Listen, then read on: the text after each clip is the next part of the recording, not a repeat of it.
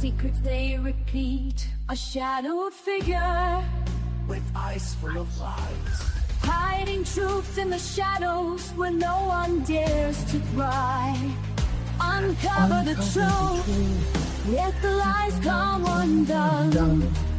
Peel back the layers until the light is shown.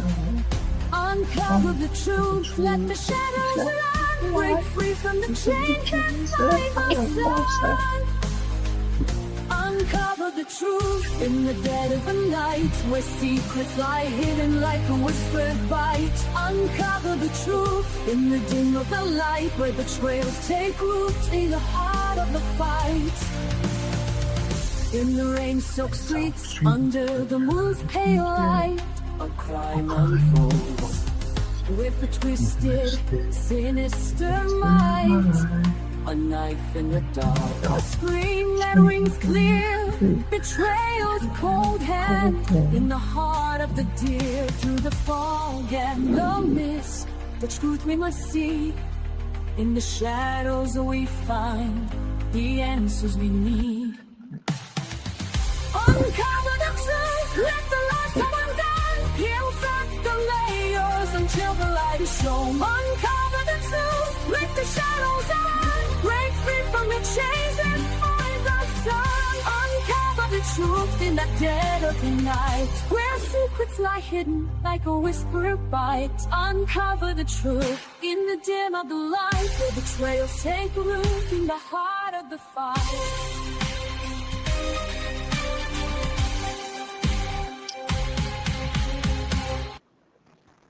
Go. Yes, it is time to uncover the truth on Bloodlines and Betrayal. I am your host, the best podcast host in the universe, Steve Cully.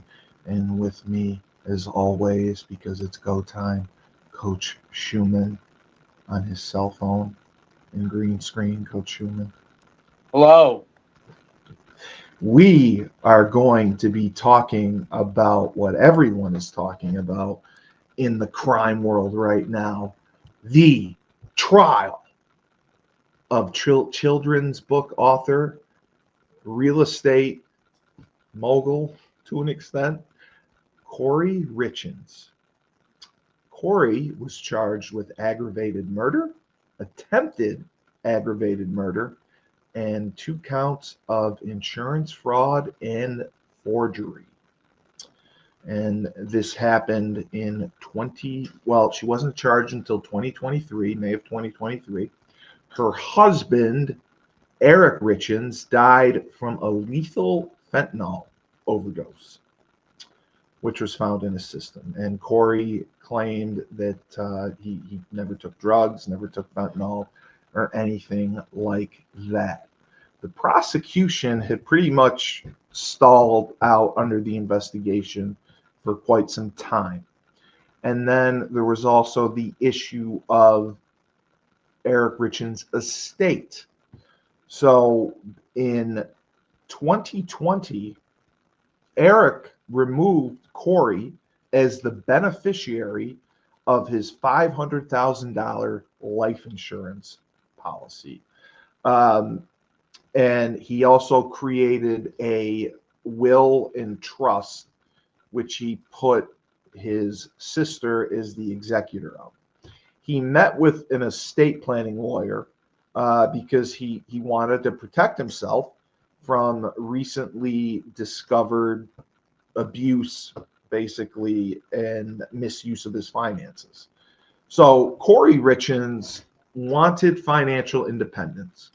When they got married, I believe in 2013, she had to sign a prenuptial agreement. Eric Richins had a successful, and I don't know what this is, Dave. He had a successful stone masonry business with a high school friend, one of his best friends, and they ended up becoming business partners in the stone masonry business, and it blew up. What the hell is stone masonry?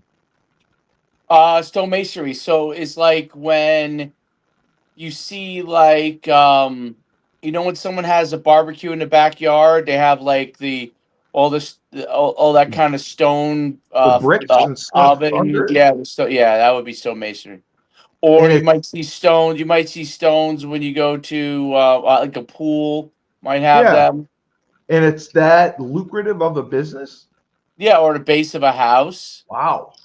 Oh, like the foundation. Okay. Because the business at that time was worth $6 million, and we talked about this on our insurance podcast. They had a Keyman insurance policy where Eric left a sizable portion of his part of the business to his partner to take over and just give a portion of the proceeds to his wife, Sorry. Oh, which angered his wife. She was furious about that. So after the murder happened, the Kouri got into real estate. She got a real estate license in 2019, and she started her own company in business flipping houses. We had this discussion on the podcast with Laban about house flipping because so many people, Dave, as you know, yes. think flipping houses is a quick and easy way to make a buck. No Wouldn't you way. agree? Yep, But that's what they wouldn't you think. agree that people think that? Oh, they definitely think that. Yeah. Yes, and it is not. It is not. Laban talked about how if you're a house flipper, you are up against the timeline.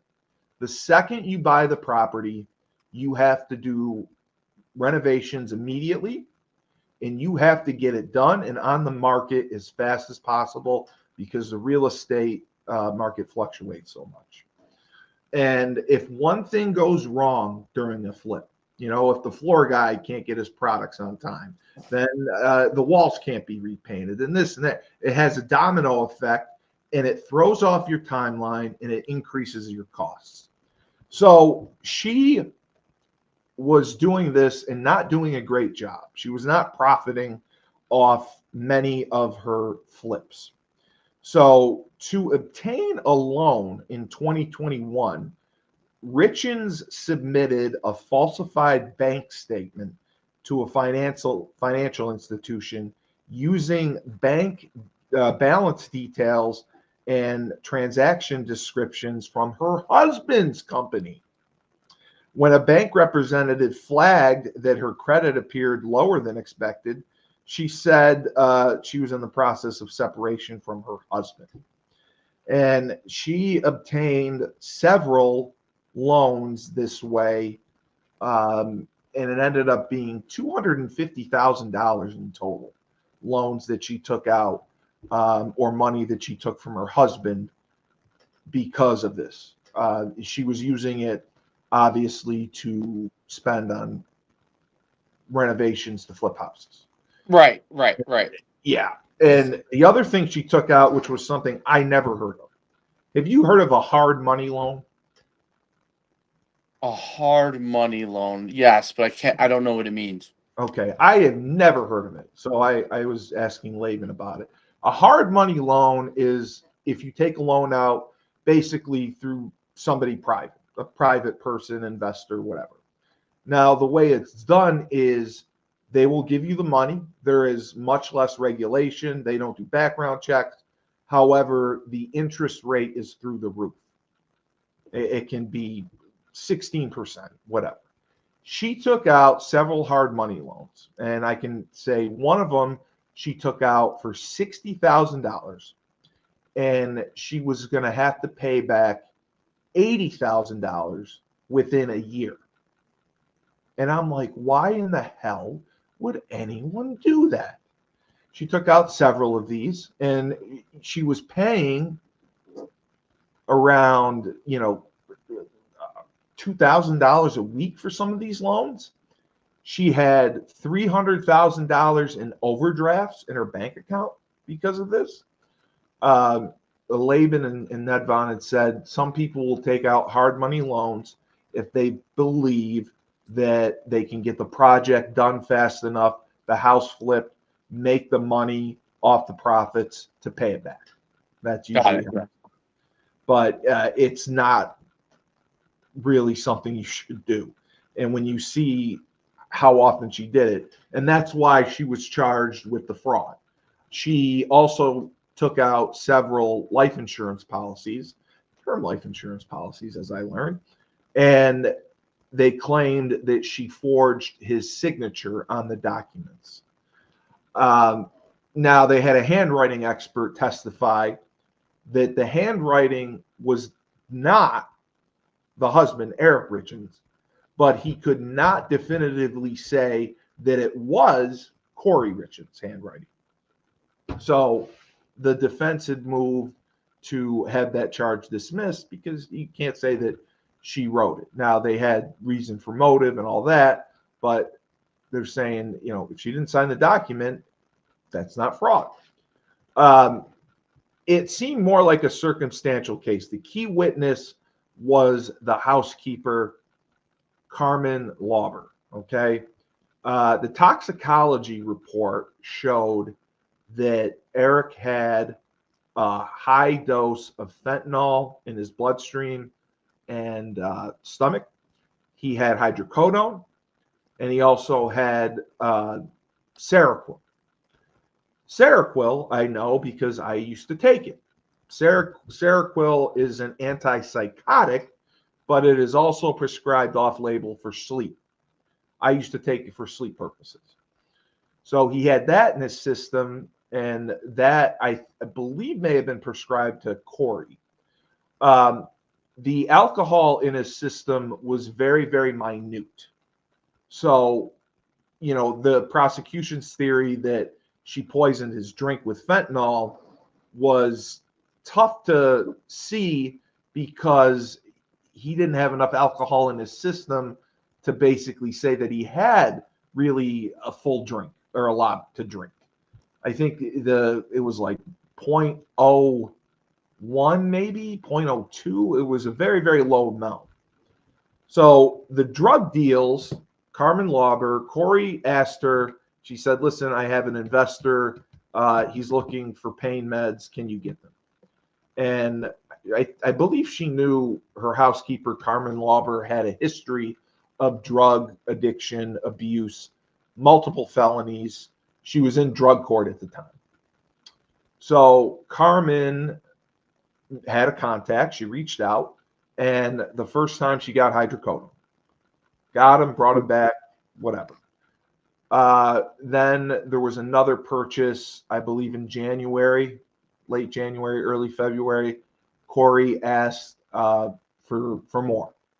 And this time they gave her allegedly Oxycontin, Oxys, Roxys, as they say. Then Kouri asked again for something stronger, and she said, like the Michael Jackson drug. Carmen had no idea what she meant by that, the Michael Jackson drug. Do you recall what the Michael Jackson drug was? I thought it was fentanyl. No, it was propofol. Oh, propofol.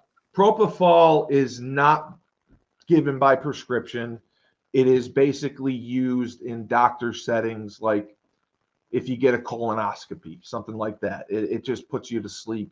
It's like almost an anesthetic. But Michael Jackson took it because he couldn't sleep. So it would basically, he had a doctor on call. The doctor that administered it to him ended up going to jail for it for a few years. Of course, But she couldn't get propofol. So the dealer, his name is Robbie, said that allegedly I have fentanyl. And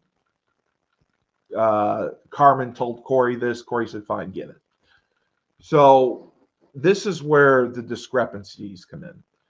Carmen is cross-examined by the defense attorneys. She has the worst memory I have ever seen. Now, during her police interview, they play this. The police basically say, listen, you're going to have to serve 7 years in prison because she had violated her probation in 2023. Unless you can give us evidence to convict Kouri Richins of murder. A lot of people, a lot of legal experts said that was completely unethical for the police to do. And Carmen was like, sure, I'll whatever you want. Just give me, and her exact words were, give me the blueprint because I can't remember anything. So the cops basically shared a lot of the evidence with her. They had digital evidence and, showing where she went in the timeline. They just needed like confirmation from her of the truth. And a lot of legal experts say that she basically agreed to whatever the police said because she got full immunity. Otherwise, she was going to do 7 years in jail. So that was an issue. And when the defense cross-examined her, they highlighted instances where she violated her parole, lied about it. One of the issues was she was not allowed to have firearms in her house. A parole officer visited, or probation officer. She had a gun was found in the house. Another time, she was out at a concert drinking, and she was not allowed to drink. And the probation officer reported that she had no memory and basically lied and said, well, I wasn't drinking. I was just buying drinks for friends because they paid for my ticket. And her memory and timeline and everything was off. She anytime the defense asked a question, she's like, I don't recall. And they kept having to show her the transcript of their interviews or different things to reflect her recollection. And she says, oh, I still don't recall, but it says that's what I said. That's what I said. So then they brought on Robbie, the drug dealer, and he said, I didn't sell fentanyl. He said because fentanyl was killing people. In 2022, 2021, that's when it, was exploding, and many pills were laced with it. And during the toxicology report, the fentanyl gets broken down into two different things. One of them is norfentanyl. Norfentanyl is something that would show it being not prescription or hospital fentanyl, but illicit fentanyl made by like a drug cartel. So that's what it showed. When Robbie testified, he basically said he never sold Oxy. He sold Roxy's, oxycodone, never fentanyl, which was different from the statement that he gave to police, different from the statement, the affidavit that he signed, and he also got an immunity deal. So that is, the probable cause, and that is what they charged her off of. I don't believe that the state has made their burden. Now, the forensic evidence they have text messages with Kouri and some with Carmen with her asking for the drugs. They have digital evidence as well showing Carmen driving to the location to meet Robbie to get the drugs and driving back and meeting Kouri. So the prosecution called dozens of witnesses. They had, the Cellbrite extraction from her phone. They had the lead detective. They had Carmen, who was basically a jailhouse snitch, and Robbie, the drug dealer, who also they both had full immunity from prosecution. And I believe that the defense poked enough holes in the evidence. Now, the uphill battle for her is she was able to get 3 life insurance policies worth $1.9 million that she took out in his name that he didn't know about, allegedly. Now, the other issue is she could not get into the safe in the house. She called a locksmith. A locksmith came, and Eric, her husband, who had just died, the sister is there. They open the safe and they find out that he has a trust. and she is not in the trust. The house is in the trust. She basically can't live in the house. She goes ballistic and actually punched the sister-in-law and got charged for aggravated assault. But she did still, receive a substantial amount of money. And one of the other issues she purchased a mansion. It was called the Midway Mansion for $2.3 million. Now, when they went to close on the mansion, there was a big addendum because the mansion, as it was completely uninhabitable. It needed so much work. There were animals living there. It was built on wetlands. There were permits that were going to be needed to be made, and the repairs were going to cost around $3.9 million. She's already in debt for $1 million. She goes through with the purchase of the mansion, and then her husband dies. So that the timeline was a little screwy, and people speculate because she expected to get his part of the business, the money that was worth. He expected to get the life insurance policy, so she thought that would save her financial issues. When in reality, he ended up changing it. Now, the other thing, Dave, would you ever share an email account with your wife? Would I? Some people do. I wouldn't. Yeah. So they shared an email account. So she was able to get the information needed for the life insurance policies, the social security numbers, the social, the ID, the signature. She had all the documents, the tax returns, whatever. And they shared an email, so she was able to delete emails.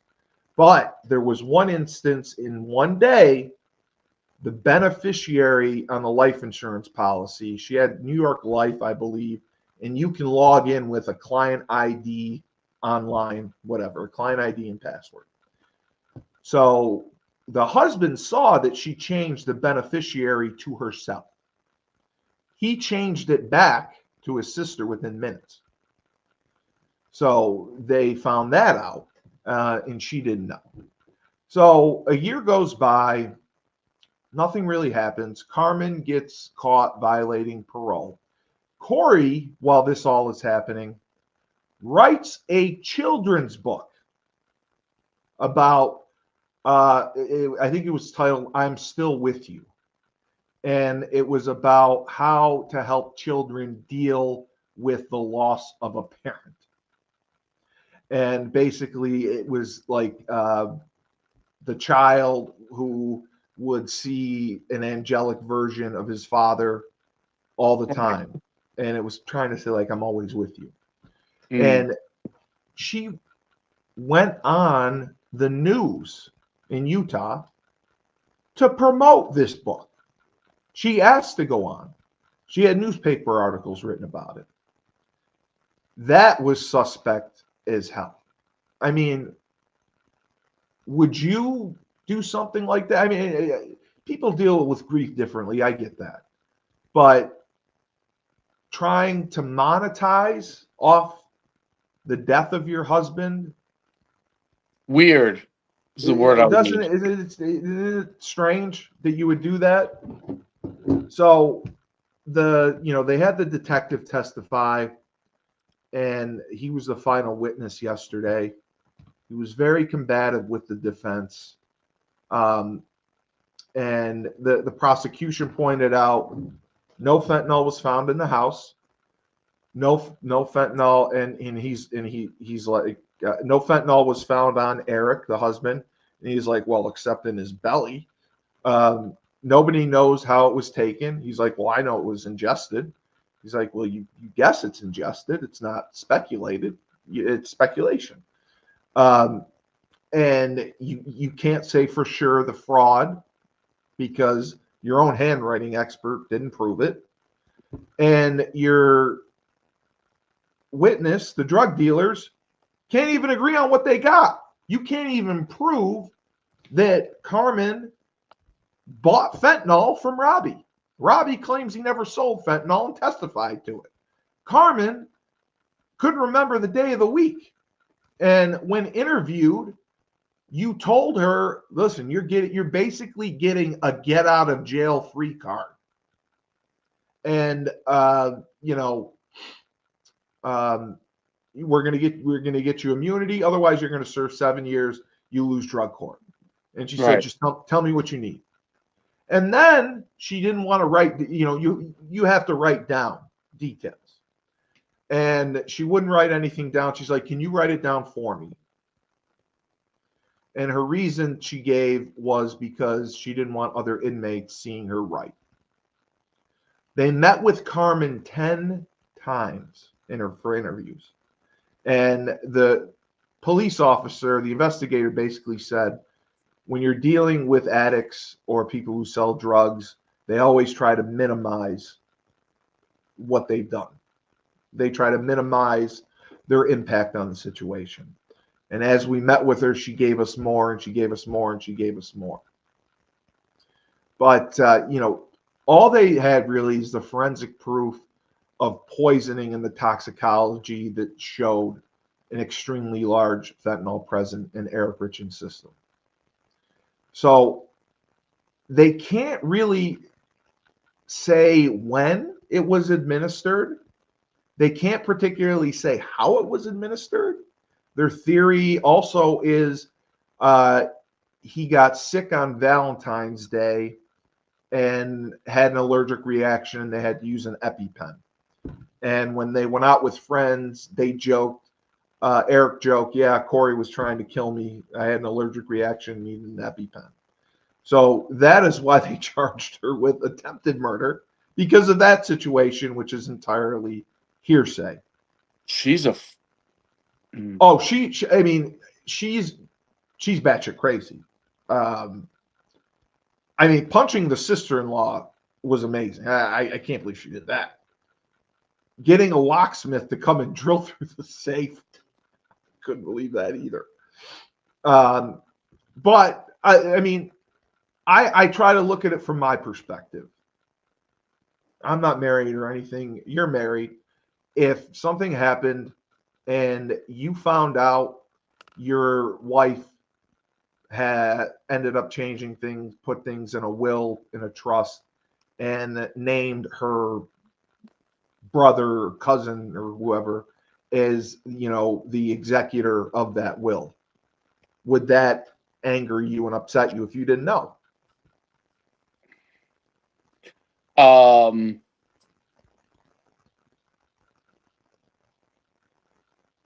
Yeah, I get. Yeah, you'd be pissed, right? Be pretty disappointed. Yeah, I think there's something up. You know what I mean? That's what it would signal. Something's up. I get that.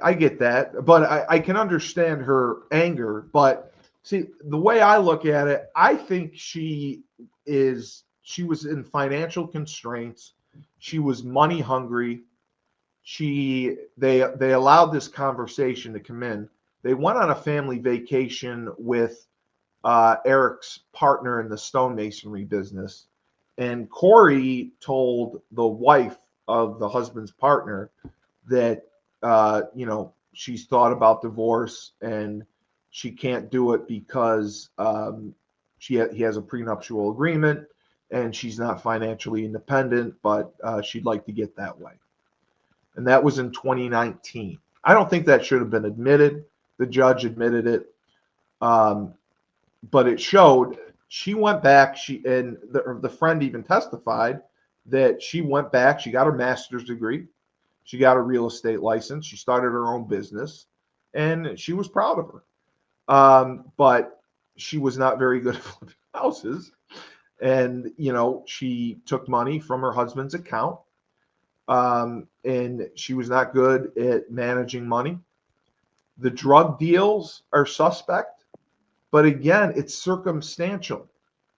you can't say that How come fentanyl they was have no hard evidence at all? the hard evidence they claim they have is the toxicology, because fentanyl was found in the system. And that, but did they Otherwise, find the drink as well? That no, they no. found the drink, but they didn't find any fentanyl in the drink. That's my point. You can't find any fentanyl in the house. They searched it 10 times, never found any drugs. They found, I think, hydrocodone, which was prescribed to Kouri, I'm sorry, after she had childbirth. That was it.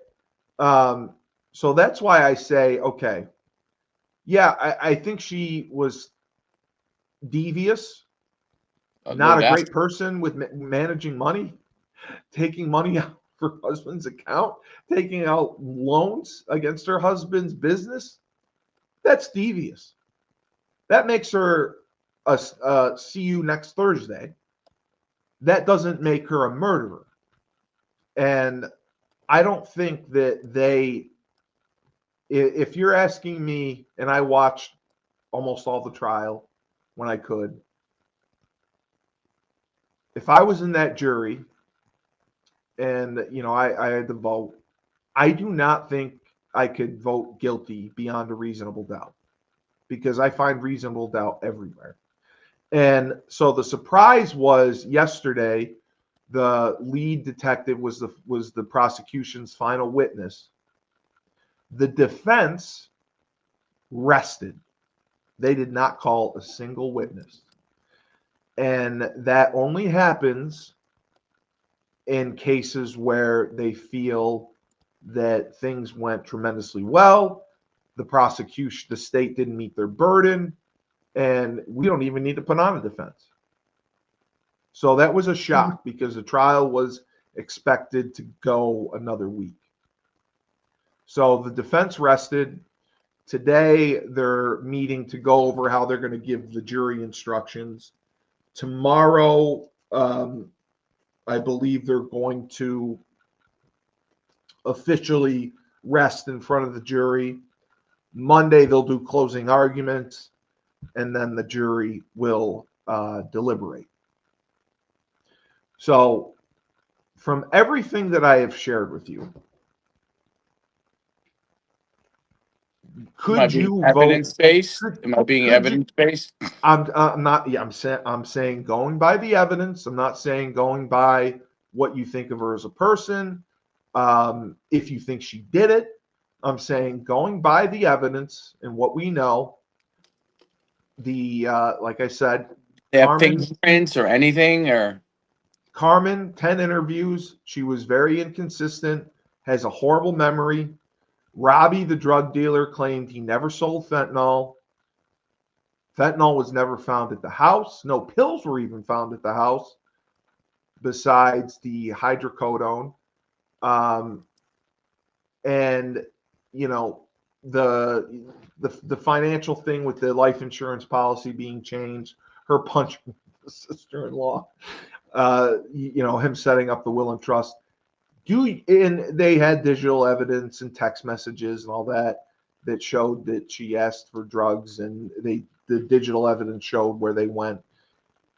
Could you vote guilty for Kouri Richins for committing aggravated murder, fraud, attempted murder? well, it doesn't. Fraud, maybe.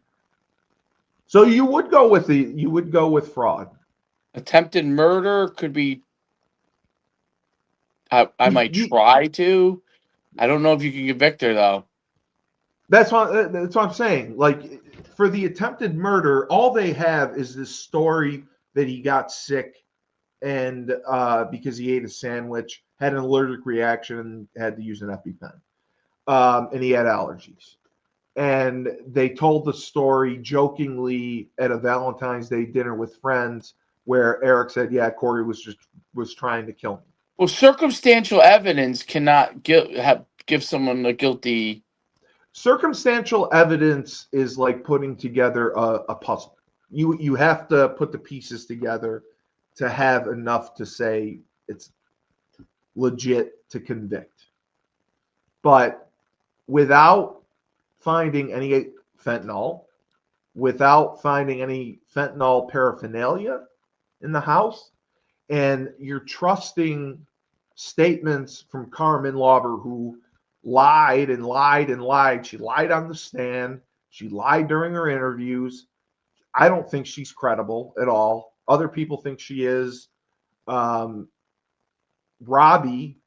the guy that sold the drugs to Carmen, I thought he was credible. And I mean, he obviously he minimized his effect because they basically said to him, like, listen, if you sold fentanyl, the federal laws have changed. If you sold somebody fentanyl and they died from it, you can get charged with murder. And he was like the same thing. I'll tell you anything you need to know. And I think that they did what they had to do to protect themselves. So if I'm looking at the case and I go to the jury room and reasonable doubt, by all reasonable doubt, you have to vote her guilty of this aggravated murder. I think there's reasonable doubt everywhere. If you want to convict her on the fraud charges, okay. Even though the handwriting expert said it cannot be proven that she signed the documents. So I am asking you, Dave Schumann is a juror. He goes into the jury room. Dave Schumann is a jury foreman. He's running the jury. Oh boy, that's hard. He's going into the jury room after a 2.5-week trial, and they have to deliberate on the 3 counts, or I think it's 4 counts. Yeah, I think it ended up being 4 counts total. Yeah. So, and again, this happened in 2022. This didn't go to trial until 2026. She wasn't charged until 2023. So I would say, is there any testimony or exhibit that I've told you about that you think will influence jurors the most? What do you think will be most influential? Maybe some of the conversations, The text messages. Yeah, the maid. Yeah. Yes, from Carmen, but I don't find her credible. If you ever get a chance to watch, she's a drug dealer, user, whatever. Yes. But if you see the interview, and every cop has said this, no police officer, detective would ever come in and say, we're going to give you a deal if you give us enough evidence to convict Kouri Richins of murder. It's I tell us the truth. Tell us the truth. We'll see what's going to happen. The other cop says we're basically giving you a get out of jail free card. So you're running the jury room. You're the jury foreman, Dave Schumann. Kouri Richins, her life is in your hands. Aggravated murder. Attempted aggravated murder. You are not voting guilty. Guilty. Problem is there's not enough evidence. She's going to get off. I don't. So you would vote not guilty. What's that? You would vote not guilty. I would vote not guilty. I know you said you obviously think she's guilty. I'm asking you're not Coach Schumann, the podcaster. You're Dave Schumann, the jury foreman in Utah, who's running the show. You have to go over all the evidence that was presented and come up with a ruling. Right. So are you voting guilty Not guilty? Could it be a hung jury? What do you? I What think do it might go to a hung jury. what would your personal It, vote it be? sounds like it's a hung jury situation, or What are you or not voting? guilty because of the evidence. I think she's guilty, by the way. I'm not asking what you think. I'm asking what you're voting. You're the foreman. What are you voting? I'd have to go by the evidence. It's going to be hard to convict her. Okay. So you would vote not guilty. Or you would say I can't say either I would way. need I would more hold it. direct evidence. Yeah. The problem is she probably did it. She probably poisoned him. Do they have like I agree, but they don't have the glass? They don't have any of these they things. had the glass. They had it all. They had it all tested. No fentanyl was found. You know, fentanyl's one of those things that you could touch it and die. Exactly. If you can be around it and die. Absolutely. I So agree. he may But not it was ingested ingest. though. I mean, it's 99.9% confirmed it was ingested. What do you It, think that maybe? What about she put it in? They have any evidence where he thought maybe she did something to him in his sleep? no, no. They think they had a drink that night to celebrate because she closed on that mansion, and they think that she put it in his Moscow Mule that they had together. The other theory is What is a Moscow Mule's I drink? have no fucking idea. They're Mormons out in Utah. I don't fucking know. And the other theory is the attempted murder. The first time he got sick was she got a sandwich and maybe poisoned the sandwich with fentanyl. But again, we don't know for certain that she even purchased fentanyl.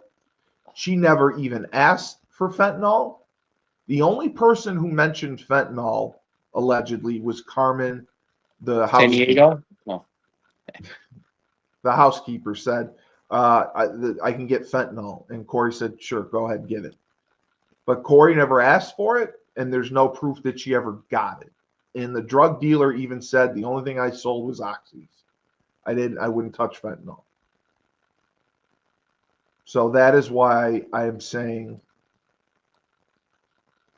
it's circumstantial evidence. I think there's reasonable doubt everywhere. Do I think she's a bad person? Yes. Do I think she is money hungry? Yes. Do I think she committed murder? I cannot in good conscience vote guilty for aggravated murder or attempted aggravated murder. Yeah. But and You you're might be agreeing. right. And you're agreeing that It is difficult. your hair looks great. I know. You need a haircut. But you do it. God, I wish I had thick hair like that. You do agree though that you do agree that there is not a ton of conclusive, like legitimate, hard evidence, and it would be if you voted guilty, you're doing it basically because you don't like the girl. You don't like her. You think she's a bad person. She stole money. Fuck her. I want her in jail. She's not going to go get convicted. For the defense to rest, it happens. It's not particularly super common, but it happens. But the prosecution put on like 40 witnesses. So for the defense to rest was shocking, which means, in my opinion, they either have like a test jury, a lot of defense attorneys hire out test juries, or they have consultants that say, or that, they have consultants that watch the jury intently during the trial to see their reactions to certain things. So something must be telling them that they're going to vote not guilty or it's going to be a hung jury. Because it's almost prosecutorial misconduct to not put on a defense. And in the beginning, it was even said that she was going to testify. Kouri Richins was going to testify in her own defense. So everyone, even the judge, was shocked yesterday when they started and after the prosecution rested, after the lead investigator was done, the defense gets up and goes, defense rests. And the judge, the look on the judge is great. Now, if you want, I implore you, please go to YouTube. You can even do it now if you want. Okay, I'm on it. Look up Kouri Richins' trial. You want to hear a good ASMR voice? The judge has the best ASMR voice. Oh, I'll look that up after. Yeah. He has he has like a soothing, soft voice. It's fucking great. I just want you to hear it. But so that's going to be the timeline. They're working on jury instructions today. They're going to rest in front of the jury tomorrow, and then I believe closing arguments will be Monday, and then deliberations will start. Well, just my last question to you would be this: how long do you expect, if you had to guess, the jury will deliberate? Do you see it? Yeah, I see it being a long, maybe one a couple multiple days. days. Okay. Yep. You don't Yep. see it like some juries. We went over a couple trials. The Casey Anthony trial, the jurors were out like a couple hours, I think. The O.J. Simpson trial, they were out a couple hours. You don't think in this case it'll be out a couple hours? You think that it's going to be? You think it'll be good? Well, the longer it goes, the more likely they'll be guilty, right? Or is it No, not the other way? necessarily. Not necessarily. Okay. I think the longer it goes, the more it favors the defense, because I think it shows that the jurors are conflicted or arguing over some of the evidence, or they're taking votes and the votes are split, and they're trying to work through things, trying to find out, okay, so why do you think she's not guilty? Like if 8 people vote guilty, 4 vote not guilty, they'll try to, okay, tell me your point of view. Why are you're the foreman? The foreman is the one who kind of instructs. Okay, so go over why you think she's not guilty. Okay, all right, that makes sense. That makes sense. That doesn't. Okay, you say guilty. Why? Okay, but this is the evidence we have. We have to come to a conclusion. This family has waited. The guy's been dead since 2022. It's been 4 years. We deserve to give them a verdict, one way or the other. So I am voting not guilty. I don't necessarily believe she is guilty. I really don't. Because I don't think she has any drug experience, knowledge. Fentanyl is never ingested. I mean, they have patches for it. They have lodges. They do have lollipops, lodgings that people suck on. It's for cancer patients. The people who use it illicitly shoot it, or like I did, I snorted it. So the fact that it was found in his gastric system, his stomach contents, that he orally ingested it, she's not going to force it down his throat.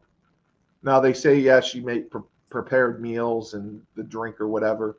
But again, my focus is on, I don't care as much about the testimony. I care that everything that was tested in the house was not guilty. There was no fentanyl found.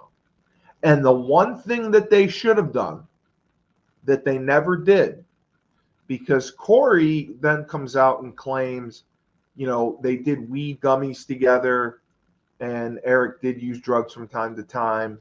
However, she wanted to protect it from his family, so she never said anything. The prosecution and the investigators, what they should have done is a hair test. And the defense was asking the investigator about it, and unfortunately the judge shut it down, which I thought was not right. A hair test goes back 6 months. So it would have shown in 6 months his toxicology and drug use. And, the other thing the investigator brought up, they looked up Eric in the prescription monitoring system, which basically shows any controlled substances that you are prescribed. There's a database for it. When they looked it up, nothing showed.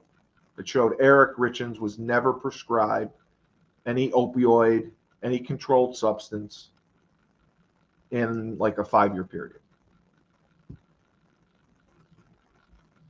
That's also suspect. All right. So you're going not guilty. Oh, not guilty. Okay. I guess. However, you do think she did it. I think she definitely did it. And the children's book, do you think that's really bad? Like, to me, that to me is the worst part. She writes this children's book, I'm Still With You. She's weird, dude. Doesn't make her a killer, but in this case, what are you typing, by the way? Because I know you're multitasking. I am. Yeah, you're typing. You're obviously typing something. I'm uploading stuff. Okay. For the Boardwalk Beasts. No. We have a tournament this weekend, but that's not. Oh, is it in your area? No, it's in Delaware. Okay. All right. Well. So what do you have on? What do you have on the agenda the rest of the day, event, but stuff wise? I have 2 more podcasts. Wow. I have Julius's podcast tonight. Okay. And then my friend. And everyone's at the Big East tournament. How was the arguments about the Hurley the other day? Joe didn't really. I mean, Joe didn't want to make a whole big deal out of it. He basically said it happened. He bumped the ref. He said the officiating in the Big East has been awful all year. Yeah. And Hurley got fined for it. Oh, he did. Okay. Yeah, and he didn't think much of the Marquette loss. He thinks, he was surprised because they had a week off, and he would have expected them to play better, but they didn't. He still believes they will win the Big East. The Big East tournament started yesterday. I watched him yesterday. They murdered Xavier. Yeah, I know. I was so mad. Everyone was sending me pictures. Why? Well, because everyone's there. All my friends are there. Who's there? Jamar, Courtney Williams, Bobby Alfaro, a bunch of the dudes are down there. Burton's going to be down there. I'm trying to talk my father into going. I doubt I can get him to leave 2 weekends in a row. But yeah, so we'll see what happens. I think they play Did they play today? They played yesterday. I don't know. Okay, I think Burton said that he is going tomorrow, so I was going to try to go. Otherwise, yeah, that's about it. So I'll watch the tournament. That'll be exciting. The women are rolling. Who do they play so far? They dominated Villanova in the finals of the tournament and won the Big East tournament. Chris D angered Joe D and Maria, which was great. He posted, because Maria was talking about the Big Ten and how the Big Ten being good, and Chris D posted, the team, whatever team lost to UCLA, lost by, or it was Iowa. Iowa lost by 50 points in the Big Ten finals for the women. So he mentioned that, and I read it out to Maria. Maria was not happy. Maria was like, I'm not talking about Iowa. UCLA is legit. They were all pissed because Muffet McGraw said that UConn shouldn't be the number 1 seed overall because the Big East blows. Maria said that Villanova was the number 2 team in the Big East, and they would be the number 9 or 10 team in the SEC. So that was funny to hear. Yeah, I mean, they're gonna roll. They're gonna roll. I think the men will roll. The only issue with the men, Joe D got angry about this. People asked about the injury to, was it Ross? Jaden Ross is out. And Joe D was pissed. He was like, yeah, well, it's none of your business because of HIPAA. He says, you don't need to know what's wrong with him. There's HIPAA now.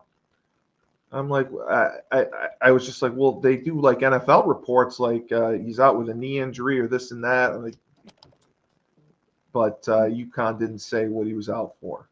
And the other news was Mullins is considering leaving for the NBA. Wow. Yeah, I was surprised to hear that. Joe and Maria both think that he should stay. I don't think that he would. I mean, he's played well. I don't think he's a first round pick. He'll go in the first round. What? No way. Probably the fact. You would draft him in the first round? Shoot the lights out. I don't know if he was lights out. He averaged like 12 points a game. I mean, I think Reed and Caravan, I would take over. He should stay to get more money because he may not make it if he's that low a pick. Well, if he's a first round pick, he'll be fine. But if he went in the second round, no. Joe D did not believe that Caravan changed his draft status in any way. I just thought it was strange that they inducted him. He's the first active player to be inducted into the Hall or the Hall of Honor or whatever for UConn basketball, men's basketball. That's what I thought. I didn't think. I know that he has the most wins as a player in school history, but as an active player, I don't know that I would have. Like Mecca, I would have inducted. I don't think I would have inducted Caravan as while he was still active. That's just my opinion. I think he's great. He's been doing, he's picked up his game. He's a leader. That was my only gripe. But I do think that they will roll. I think they'll beat St. John's. Joe D actually predicted St. John's to win the whole tournament. Maria picked UConn, but obviously she didn't think they would win by 40 again. So, all right. Another banner, Bloodlines and Betrayal. Yeah. And this was true Bloodlines and Betrayal. The betrayal of a fucking wife. Never know, Dave. That's the true bloodlines right there. Maybe Nicole's taking out life insurance policies on you right now. You don't know. Probably. I'll probably be killed. You better watch what you drink. I'm sure. Yeah, but They'll take me out. I'm telling you, I just seriously look at the case and please go on YouTube. I just want you can find shorts of the judge talking. Okay. The greatest ASMR voice ever. Funny. All right, for Coach Human, Steve Cully, best podcast host in the universe. Remember, when life gives you lemons, don't make lemonade. Take 2 oranges and make an Go back to orange Dave. juice. No. You're gonna make what's a vodka orange juice? What's that? A screwdriver. Yeah, make a screwdriver. Don't make a Moscow Mule. I gotta look up what a Moscow Mule is. Yeah, you can look that up. All right, great show.